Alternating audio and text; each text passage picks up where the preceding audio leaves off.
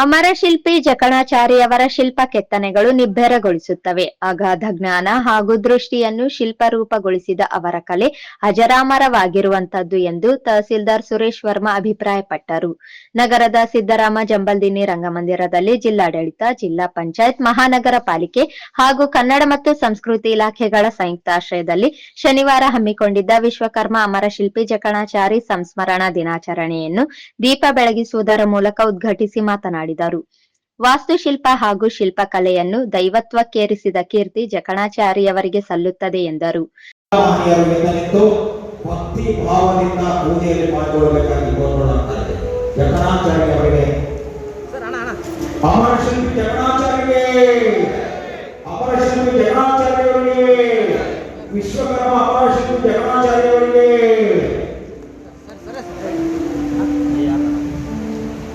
ಶ್ರೇಷ್ಠ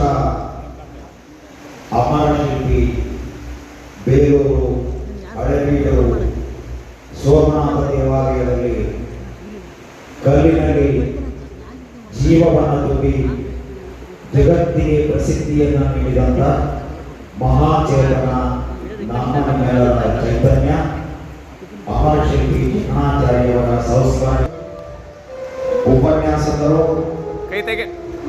ಸಮಾಜದ ವಿಶ್ವಕರ್ಮ ಸಮಾಜದ ಎಲ್ಲ ಸಾತ್ವಿಕ ಮನಸ್ಸುಗಳು ಈ ಒಂದು ಕಾರ್ಯಕ್ರಮವನ್ನು ದೀಪ ಬೆಳಗಿಸುವುದರ ಮೂಲಕ ಉದ್ಘಾಟಿಸಲಾಗ್ತಾ ಇದೆ. ಉದ್ಘಾಟನೆಗೊಳಿಸಿದಂಥ ಮಹಾಸ್ವಾಮಿಗಳವರಿಗೆ, ತಹಸೀಲ್ದಾರ್ ಅವರಿಗೆ ಹಾಗೂ ತಮ್ಮೆಲ್ಲರಿಗೆ ಹೃದಯಪೂರ್ವಕವಾಗಿರ್ತಕ್ಕಂಥ ಆತ್ಮೀಯವಾಗಿರ್ತಕ್ಕಂಥ ವಂದನೆಗಳನ್ನು ಸಲ್ಲಿಸುತ್ತಾ ಅವುಗಳಲ್ಲಿ ಜೀವ ತುಂಬಿದಂಥ ಆ ಒಂದು ಈಗಾಗಲೇ ಕನ್ನಡದ ಚಲನಚಿತ್ರ ಕಲ್ಯಾಣ ಕುಮಾರ್ ಅವರು ನಟಿಸಿದಂಥ ಜಕಣಾಚಾರ್ಯ ಚಲನಚಿತ್ರ ಈಗಾಗಲೇ ದೇಶದಾದ್ಯಂತ ಪ್ರಸಿದ್ಧಿಯನ್ನು ಪಡೆದಂಥ ಚಿತ್ರ. ಈ ಒಂದು ಕಾರ್ಯಕ್ರಮವನ್ನು ನಮ್ಮ ಜಿಲ್ಲಾಡಳಿತ, ಜಿಲ್ಲಾ ಪಂಚಾಯತ್, ಮಹಾನಗರ ಪಾಲಿಕೆ, ಕನ್ನಡ ಸಂಸ್ಕೃತಿ ಇಲಾಖೆಯಿಂದ ಅದ್ದೂರಿಯಾಗಿ ಆಚರಿಸಲಾಗ್ತಾ ಇದೆ. ಈ ಒಂದು ಕಾರ್ಯಕ್ರಮವನ್ನು ವಿದ್ಯುಕ್ತವಾಗಿ ಚಾಲನೆಯನ್ನು ನೀಡಿದಂಥ ಮಾನ್ಯ ತಹಸೀಲ್ದಾರ್ ಅವರಿಗೆ ಹಾಗೂ ಮಹಾಸ್ವಾಮಿಗಳವರಿಗೆ ಹೃದಯಪೂರ್ವಕವಾಗಿರ್ತಕ್ಕಂಥ ವಂದನೆಗಳನ್ನು ಸಲ್ಲಿಸ್ತಾ ಇದ್ದಾರೆ. ಇಂತಹ ಶ್ರೇಷ್ಠ ವ್ಯಕ್ತಿತ್ವವನ್ನು ಹೊಂದಿರುವಂತಹ ಜಕಣಾಚಾರ್ಯ ಜಯಂತಿಗೆ ಕರೆಸಿ ಗೌರವಿಸಿ ನನಗೆ ಒಂದು ಸನ್ಮಾನಿಸಬೇಕಾಗಿ ತಮ್ಮೆಲ್ಲರಿಗೂ ಮಾತನಾಡೋದಕ್ಕೆ ಅಭಿನಂದಿಸುತ್ತಾ, ಈ ಜಕಣಾಚಾರ್ಯ ಏನು ಅನ್ನೋದ್ರ ಬಗ್ಗೆ ಒಂದೆರಡು ನುಡಿಗಳೆಲ್ಲ ಹೇಳ್ತಾ ಇದ್ದೀನಿ. ಭಾರತದ ಇತಿಹಾಸದಲ್ಲೇ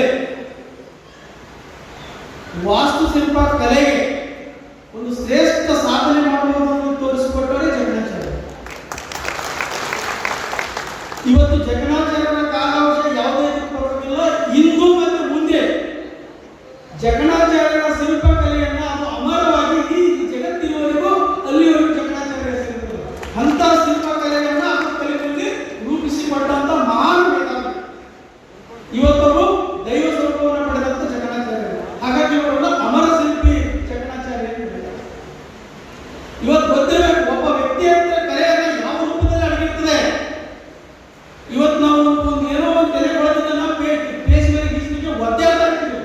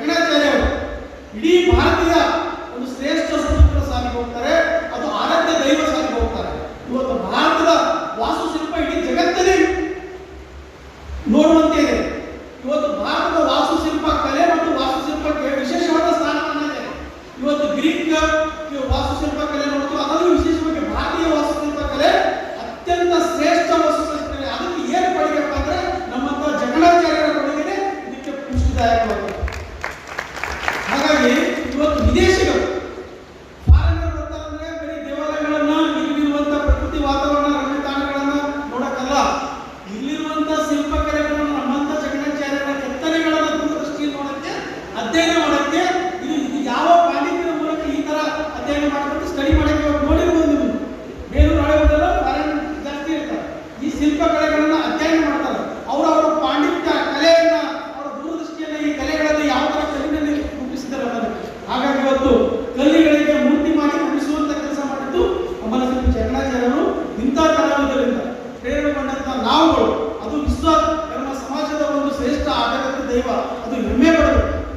ಅಂತ ದೈವದನ್ನ ಇವತ್ತು ನಾವು ಒಳ್ಳೆ ಜಯಂತಿ ಮಾತುಕತೆ ಮಾಡೋದಷ್ಟೇ ಅಲ್ಲ, ನಾವು ಶಿಲ್ಪಾಚಾರ್ಯ ಅಮರ ಶಿಲ್ಪಿ ಜಕಣಾಚಾರ್ಯರಿಗೆ ನಾವು ಮುಂಬರುವಂತ ದಿನಗಳಲ್ಲಿ ಅವರಿಗೆ ನಾವು ಗೌರವವನ್ನು ಸಲ್ಲಿಸಬೇಕಾದರೆ ಅವರಂತ ಪ್ರತಿಭೆಯುಳ್ಳವರು, ಪಾಂಡಿತ್ಯವುಳ್ಳವರು ನಮ್ಮ ಸಮಾಜದಲ್ಲಿ ನಮ್ಮ ವಿದ್ಯಾರ್ಥಿಗಳಲ್ಲಿ ತುಂಬಬೇಕು. ಅವರಿಗೆ ನಾವು ಕೃತಜ್ಞತೆ ಸಲ್ಲಿಸಬೇಕು. ನಗರದ ಎಸ್ಆರ್ಕೆ ಶಿಕ್ಷಣ ಮಹಾವಿದ್ಯಾಲಯದ ಸಹಾಯಕ ಪ್ರಾಧ್ಯಾಪಕರಾದ ಡಾಕ್ಟರ್ ಸವಿತಾ ಪಂಪಾಪತಿ ಬಡಿಗೇರ ಅವರು ಉಪನ್ಯಾಸ ನೀಡುತ್ತಾ, ಮಾತುಗಳೇ ಕೆಲಸಗಳಾಗಬಾರದು, ಆದರೆ ಕೆಲಸಗಳು ಮಾತನಾಡಬೇಕು ಎಂಬ ನಾಣ್ಣುಡಿ ಅಮರ ಶಿಲ್ಪಿ ಜಕಣಾಚಾರ್ಯವರಿಗೆ ಸರಿಹೊಂದುತ್ತದೆ. ಅವರು ಬಿಟ್ಟು ಹೋಗಿರುವ ಶಿಲ್ಪಕಲೆ ಅಗಾಧತೆ ಇಂದಿಗೂ ರೋಮಾಂಚನಗೊಳಿಸುವಂತಿವೆ. ಅದೇ ಅವರ ವೈಶಿಷ್ಟ್ಯತೆ. ಅಂತವರ ವಾರಸುದಾರರು ನಾವು ಎನ್ನುವುದೇ ಹೆಮ್ಮೆಯ ವಿಷಯ ಎಂದು ಹೇಳಿದರಲ್ಲದೆ, ಅಮರ ಶಿಲ್ಪಿ ಜಕಣಾಚಾರ್ಯವರ ಜೀವನ ಚರಿತ್ರೆಯ ಪ್ರಮುಖ ಘಟನೆಗಳನ್ನು ಪ್ರಸ್ತಾಪಿಸಿದರು. ಪರಮ ಪೂಜ್ಯ ಸೃಷ್ಟಿಕರ್ತ ದೈವಶಿಲ್ಪಿ ವಿಶ್ವಕರ್ಮರ ಪುರಸ್ಕಾರದಿಂದ ನಾವುಗಳು ನಮ್ಮ ಒಂದು ಪ್ರತಿಯೊಬ್ಬ ಜಗತ್ತಿನಲ್ಲಿ ಹುಟ್ಟಿದಂತಹ ಪ್ರತಿಯೊಬ್ಬ ವ್ಯಕ್ತಿ ಒಂದಲ್ಲ ಒಂದು ಪ್ರತಿಭೆಯನ್ನ ಇಟ್ಕೊಂಡೇ ಬಂದಿರ್ತಾನೆ ಅಂತ ನಾವು ಹೇಳ್ತೀವಿ. ಅದರಲ್ಲಿ ವಿಶ್ವಕರ್ಮರಾದಂಥ ನಾವುಗಳಿಗೆ ವಿಶೇಷವಾದಂತಹ ಕಲೆ ಇದೆ, ಸಾಹಿತ್ಯ ಇದೆ, ಸಂಗೀತ ಇದೆ, ಚಿತ್ರಕಲೆ ಇದೆ. ಈ ಎಲ್ಲ ಅಂಶಗಳು ನಮ್ಮಲ್ಲಿ ಬರಬೇಕಾದ್ರೆ ಅದೊಂದು ದೈವದತ್ತವಾಗಿರುವಂಥ ಅಂಶವಾಗಿರ್ಬೋದು, ಅಥವಾ ವಿಶ್ವಕರ್ಮರ ಪುರಸ್ಕರಾಗಿರುವಂತಹ ವಂಶವಾಗಿರತಕ್ಕಂತಹ ನಮಗೆ ಅದು ಬಂದರೂ ಕೂಡ ನಮ್ಮ ಸೌಭಾಗ್ಯವಾಗಿರ್ಬೋದು ಅಂತ ನಾನು ಅನ್ಕೊಳ್ತೀನಿ. ದೈವಶಿಲ್ಪಿಯಾಗಿರುವಂತಹ ವಿಶ್ವಕರ್ಮರ 5 ಮಕ್ಕಳ ಧಕ್ಕೆಯವಾಗಿ ನಾವು ಮರದ ಕೆಲಸ, ಕಬ್ಬಿಣದ ಕೆಲಸ, ಕಂಚಿನ ಕೆಲಸ ಮತ್ತು ಶಿಲ್ಪಿ ಕೆಲಸ ಹಾಗೂ ಬಂಗಾರದ ಕೆಲಸಗಳನ್ನು ನಾವು ಮಾಡ್ತೀವಿ. ಸಮಾಜಕ್ಕೆ ಉಪಯೋಗ ಆಗುವಂತಹ ಈ 5 ಕೆಲಸಗಳಲ್ಲಿ ಪಂಚಾಂಗ ಅಂತ ನಾವು ಅನ್ಸ್ಕೊಳ್ತೀವಲ್ಲ, 5 ಕೆಲಸಗಳ ಸಮಾಜಕ್ಕೆ ಉಪಯುಕ್ತವಾಗುವಂತಹ ರೀತಿಯಲ್ಲಿ ಮಾಡ್ತಾ ನಾವು ಬಂದಿದ್ದೀವಿ. ಹಾಗಾಗಿ ನಮಗೆ ಸಿಕ್ಕಂತಹ ಈ ಜ್ಞಾನ, ನಮಗೆ ಸಿಕ್ಕಂತಹ ಈ ಕಲೆ ನಮಗೆ ಬಂದಿರುವುದು ದೈವದತ್ತವಾಗಿ ಅಂತ ನಾನು ಭಾವಿಸ್ತೇನೆ. ಇಲ್ಲಿ ನಮಗೆ ಹೆಮ್ಮೆ ಪಡಲಿಕ್ಕೆ ಮತ್ತೊಂದು ವಿಷಯ ಏನು ಅಂತಂದರೆ, ದೈವಶಿಲ್ಪಿ ಆದಂಥ ವಿಶ್ವಕರ್ಮರನ್ನು ನಾವು ದೈವವಾಗಿ ಇಟ್ಕೊಂಡು ತಮ್ಮ ಶಿಲ್ಪಕಲೆಯನ್ನು ಮುಂದುವರಿಸಿಕೊಂಡು ಬಂದಿರತಕ್ಕಂತಹ ಈ ಅಪ್ರತಿಮ ಕಲಾ ಸಾಧಕ, ಮಾನವ ಶಿಲ್ಪಿ ಅಥವಾ ಪೌರಾಣಿಕ ವ್ಯಕ್ತಿಯಾಗಿ ಅಮರ ಶಿಲ್ಪಿ ಜಕಣಾಚಾರ್ಯ ನಮ್ಮಲ್ಲಿ ಸಿಗ್ತಾರೆ. ಇವರು ವಿಶ್ವಕರ್ಮರನ್ನೇ ದೈವವಾಗಿ ಇಟ್ಕೊಂಡು ಶಿಲ್ಪಕಲೆಯನ್ನು ತಮ್ಮ ವೃತ್ತಿಯಾಗಿಸಿಕೊಂಡು ತಮ್ಮ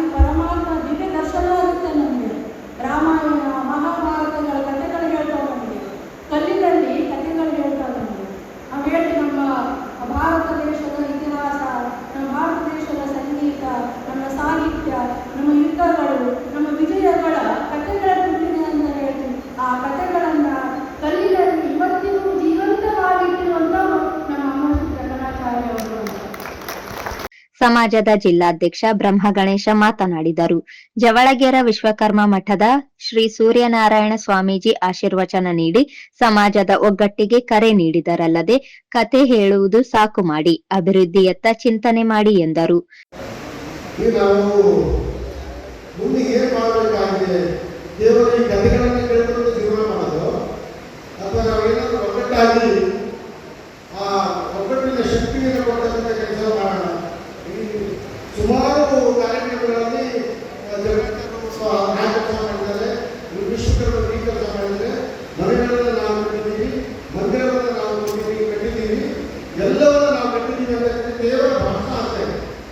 ಆದರೆ ಸಮಾಜದಲ್ಲಿ ನಾವು ಏನಾದರೂ ಮಾಡಬೇಕಲ್ವಾ, ಸಮಾಜ ಒಗ್ಗೂಡಬೇಕಲ್ವಾ, ಅದಕ್ಕೋಸ್ಕರವಾಗಿ ಬೆಂಗಳೂರು ಸಾರಥ್ಯದಲ್ಲಿ ಇಡೀ ರಾಜ್ಯದಂತ ಪ್ರವಾಸ ಮಾಡಿ ಒಂದು ಸಮಾಜವನ್ನು ಗಟ್ಟಿಗೊಳಿಸತಕ್ಕಂಥ ಒಂದು ಕೆಲಸವನ್ನು ಆಗಿದೆ. ಒಂದು ಕ್ಷಣ ವಿಶ್ವಕರ್ಮ ಧರ್ಮದ ಎಲ್ಲ ಕ್ಷೇತ್ರಗಳನ್ನು ಜ್ಞಾಪಕ ಮಾಡಿಕೊಳ್ಳಿ.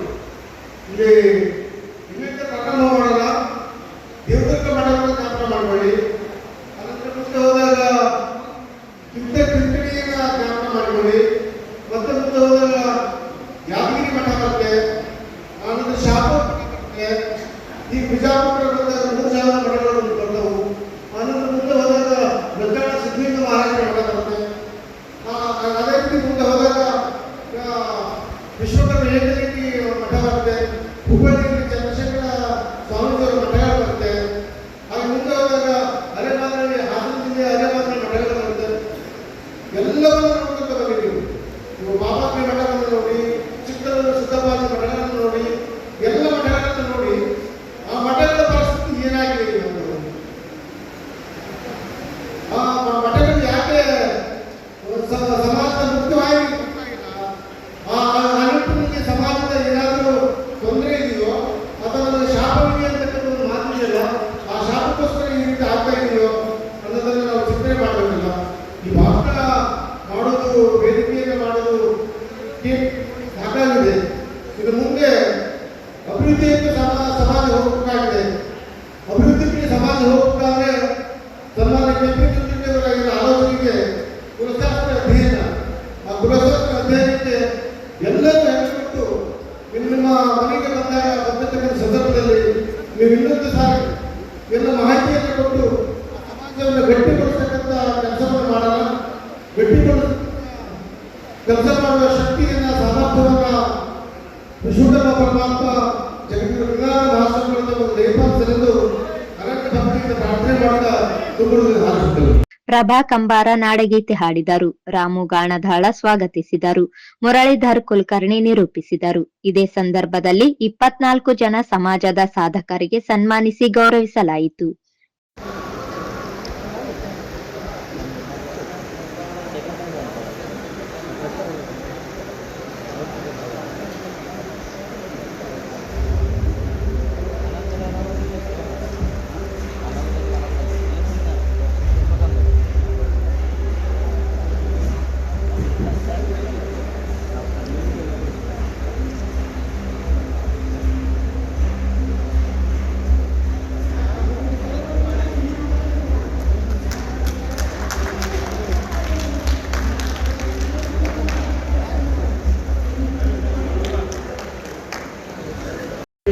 ವೇದಿಕೆಯಲ್ಲಿ ನಮ್ಮ ಶಿಲ್ಪಿಗಳನ್ನು ಇವತ್ತು ಸ್ಮರಣೆ ಮಾಡುವಂತ ಇದೆಯಲ್ಲ, ಅದು ನಿಜವಾಗಲೇ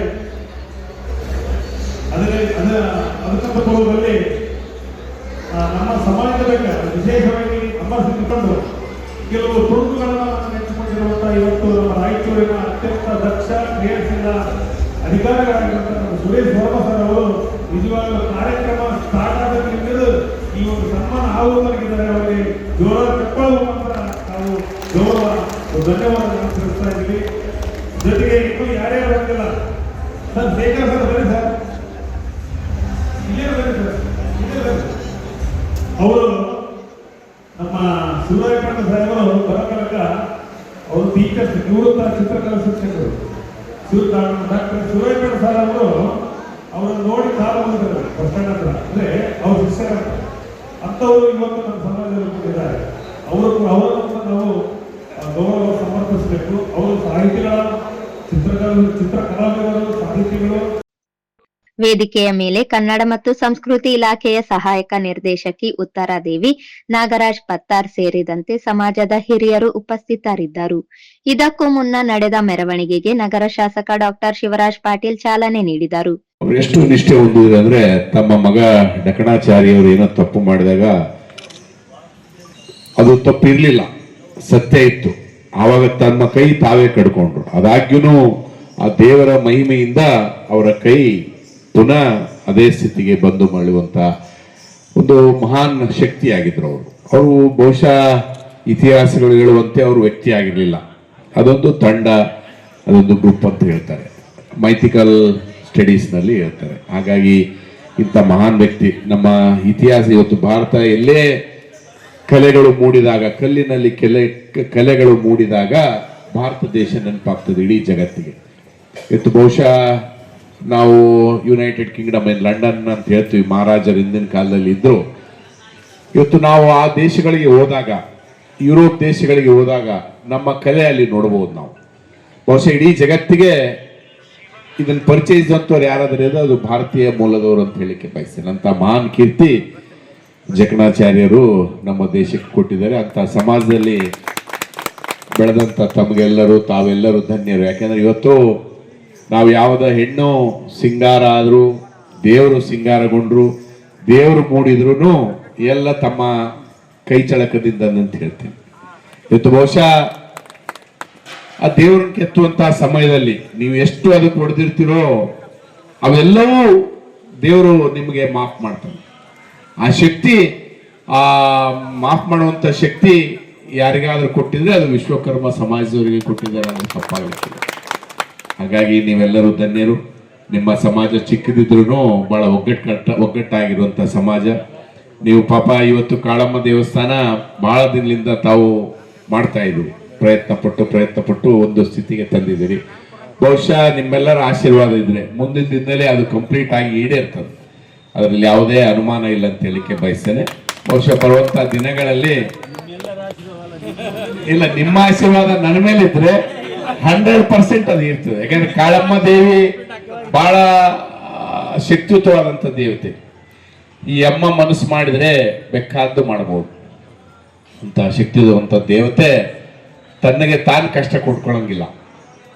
ಆ ಅಮ್ಮ ನಮಗೆಲ್ಲರಿಗೂ ಸಂತೋಷ, ಸುಖ, ಯಶಸ್ಸು, ಕೀರ್ತಿ ಕೊಟ್ಟಿದ್ರೆ ಆ ಅಮ್ಮನಿಗೆ ಕೀರ್ತಿ ತರುವಂತ ಕೆಲಸ ಮಕ್ಕಳಾಗಿ ನಾವೆಲ್ಲರೂ ಮಾಡುವಂತದ್ದು ನಮ್ಮ ಧರ್ಮ ಅಂತ ಹೇಳಿಕೆ ಬಯಸ್ತೇನೆ. ಆ ನಿಟ್ಟಿನಲ್ಲಿ ನಿಮ್ಮೆಲ್ಲರ ಪ್ರಯತ್ನ ಜೊತೆಯಾಗಿರ್ಲಿ. ಅದು ನನ್ನ ಮೇಲೇನೂ ಬೇಡ, ದೇವ್ರ ಮೇಲೇನೂ ಬೇಡ, ನಿಮ್ಮ ಮೇಲೇನೂ ಬೇಡ. ನಮ್ಮೆಲ್ಲರ ಸಹಕಾರದಿಂದ ಆ ತಾಯಿಗೆ, ಆ ತಾಯಿ ಏನು ಆಸರೆ ಕೊಡ್ತಾ ಇದ್ದೀವಿ ನಾವು, ಆ ಆಸರೆಗೆ ಶಕ್ತಿ ತುಂಬುವಂತ ಕೆಲಸ ಆಗ್ಲಿ ಅಂತ ಕೇಳಿ, ನಿಮ್ಮೆಲ್ಲರ ಪ್ರೀತಿ, ವಿಶ್ವಾಸ, ಅಭಿಮಾನ ನನ್ನ ಮೇಲೆ ಇದೇ ರೀತಿ ಇರಲಿ ಅಂತ ಕೇಳಿ ನನ್ನ 2 ಮಾತು ವಿರಾಮ ಕೊಡ್ತೇನೆ. ಮತ್ತು ಇನ್ನೊಂದು, ಅದು 25 ಲಕ್ಷ ವಿಶ್ವಕರ್ಮ ಸಮಾಜದ ಸರ್ಕಲ್ ಆಗಿತ್ತು, ಅದು ಅಪ್ರೂವಲ್ ಆಗಿದ್ದು, ಟೆಂಡರ್ ಆಗಿದ್ದು, ಸ್ವಲ್ಪ ಏನೋ ಬೇರೆ ಕಾರಣಗಳಿಂದ ಅದನ್ನು ಕ್ಯಾನ್ಸಲ್ ಮಾಡಿದ್ರು. ಅದನ್ನ ಮತ್ತೆ ಅಪ್ರೂವಲ್ ಮಾಡಿಸ್ಕೊಂಡು ಬಂದಿದ್ದೀನಿ. ಅದು 2.5 ವರ್ಷ ಆದ್ಮೇಲೆ ಅಪ್ರೂವಲ್ ಮಾಡಿಸ್ಕೊಂಡು ಬಂದಿದ್ದೀನಿ. ಬಟ್ ಏನಾಗಿದೆ ಪ್ರಾಬ್ಲಮ್ಮು, ಕಾಂಟ್ರಾಕ್ಟರ್ ಯಾರು ಮಾಡೋಕ್ಕೆ ಮುಂದೆ ಬರ್ತಾ ಇಲ್ಲ. ಯಾಕೆಂದ್ರೆ ಈ ಸರ್ಕಾರದಲ್ಲಿ ಬಿಲ್ಲುಗಳಾಗುವಲ್ಲು ಅವು ಇವು ಅಂತೇಳಿ ಯಾರು ಮುಂದೆ ಬರ್ತಾ ಇಲ್ಲ. ಹಾಗಾಗಿ ನಿಮ್ಮಲ್ಲಿ ವಿನಂತಿ, ನಿಮ್ಮವರೇ ಯಾರಾದರೂ ಇದ್ರೆ ಅದನ್ನ ಮಾಡಿಸ್ಲಿಕ್ಕೆ, ಬೇಗ ಮಾಡಿಸ್ಲಿಕ್ಕೆ ನೀವೇ ಪ್ರಯತ್ನ ಮಾಡ್ರಿ. ಅದೇನು 25 ಲಕ್ಷ ರೂಪಾಯಿ ಇರ್ತದೆ ಅದನ್ನ ತೆಗೆದೋದು ಬಹುಶಃ ನನಗನ್ಸೋದು ಎಷ್ಟು ಬರ್ತದೆ, 25 ಲಕ್ಷದಾಗೆಲ್ಲ ಟ್ಯಾಕ್ಸ್ ಗೀಕ್ಸ್ ಎಲ್ಲ ಕಟ್ಟಾಗಿ ಹೋಗ್ತದೆ. 30% ಮೇಲೆ ಹೋದ್ರೆ ನೀವು ಲೆಕ್ಕ ಹಾಕ್ರಿ. ಅದ್ರ ಪ್ರಕಾರ ನನಗೇನದು ಡೀಟೇಲ್ಸ್ ಆಗಿ ಗೊತ್ತಿಲ್ಲ. ಅದೆಷ್ಟು ಬರ್ತದೋ ಅದು ಟ್ಯಾಕ್ಸ್ ಗೀಕ್ಸ್ ನೋಡಿ ಅದನ್ನ ಕಟ್ ಮಾಡಿ ಒಂದು 20 ಅಣ್ಣ ಹೇಳ್ದಂಗೆ ಅಷ್ಟು ಇಡ್ರಿ. ನೀವು ಅದನ್ನ ಯಾರಿಗಾದ್ರೂ ನೀವು ಕೊಟ್ರೆ. ಈ ಸಂದರ್ಭದಲ್ಲಿ ಗ್ರಾಮೀಣ ಶಾಸಕ ಬಸನಗೌಡ ದದ್ದಲ್, ವಿಧಾನ ಪರಿಷತ್ ಸದಸ್ಯ ಎ ವಸಂತ್ ಕುಮಾರ್, ಮಾಜಿ ಮಹಾಪೌರ ಸಾಜಿದ್ ಸಮೀರ್ ಸೇರಿದಂತೆ ಅನೇಕರಿದ್ದರು. ನಗರದ ಬೇರೂನ್ ಕಿಲ್ಲಾದಲ್ಲಿರುವ ಕಾಳಿಕಾ ದೇವಸ್ಥಾನದಿಂದ ಹೊರಟ ಮೆರವಣಿಗೆ ನಗರದ ಪ್ರಮುಖ ಬೀದಿಗಳಲ್ಲಿ ಸಂಚರಿಸಿ ರಂಗಮಂದಿರಕ್ಕೆ ಬಂದು ತಲುಪಿತು. ಮೆರವಣಿಗೆಗೆ ಕಲಾ ತಂಡಗಳು ಮೆರುಗು ನೀಡಿದವು.